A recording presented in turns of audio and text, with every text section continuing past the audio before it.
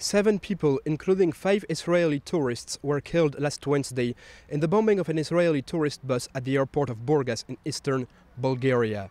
This attack is said to have been carried out by a male suicide bomber who also injured more than 30 people. The bodies of the Israeli victims, 4 men and a pregnant woman, were flown to Tel Aviv on Thursday night, and the funerals have already been held. The Belgian Jewish community is stunned by this attack, which to a certain extent, a few days before the 2012 London Olympics, reminds people of Munich 1972, when 11 members of the Israeli Olympic team were murdered by Palestinian terrorists. The fact is that, of course, I think about that immediately when I heard these news.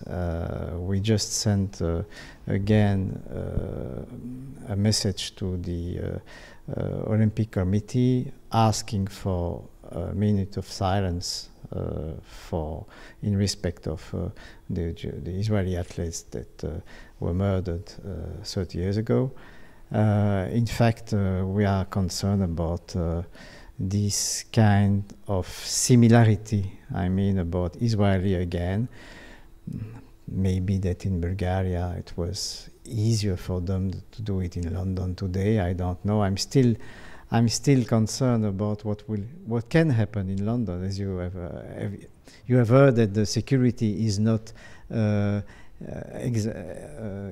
in place in London. So I mean, the fact is today these people are in power. They have a lot of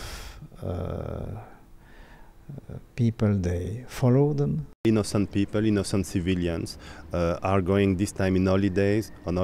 Last time it was to represent Israel at the Olympic Games, which is, a big party gathering all the nations together.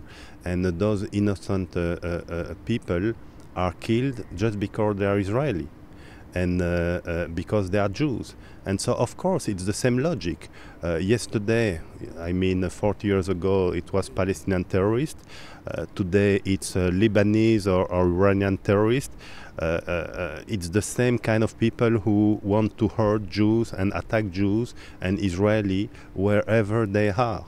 So they did it in Bulgaria. I hope the Olympic Games, which will open in a few days, that it will be very quiet, because there are threats, serious threats. Bulgaria is a popular tourist destination for Israelis, but it is said that last January Israel asked Bulgaria to strengthen security measures for Israeli tourists traveling by bus after a suspicious package was discovered in a bus with Israelis going from Turkey to Bulgaria.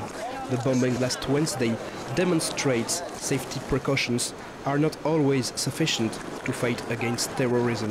In Belgium, the Jewish community fears other attacks of this kind will be carried out in the future. Fortunately enough, for a long time now, it didn't happen.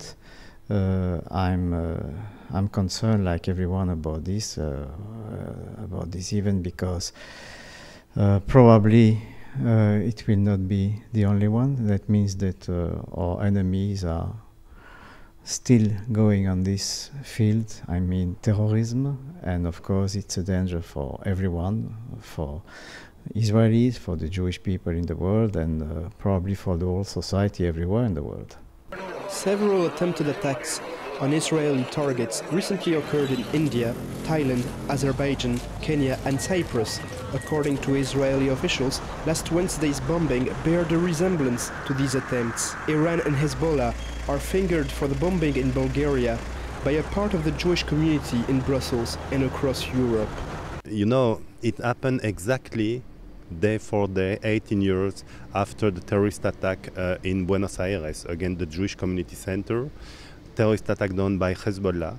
And we all know that Hezbollah and Iran, they said it, they tried it already those last months in Asia, in Europe, to attack Israeli and Jewish targets. So we need to stop this hypocrisy and naming those who are behind this attack, who are the Hezbollah and the Iranian regime. Israel blames Iran and the Lebanese Shia militant group Hezbollah for the blast in Burgas. Israeli Prime Minister Benjamin Netanyahu said that the attack was part of a global campaign of terror carried out by Iran and Hezbollah, and that his government has gathered unquestionable intelligence showing that Hezbollah, backed by Iran, was behind it. Some analysts also say this bombing could be a response to a series of recent attacks on Iranian nuclear scientists.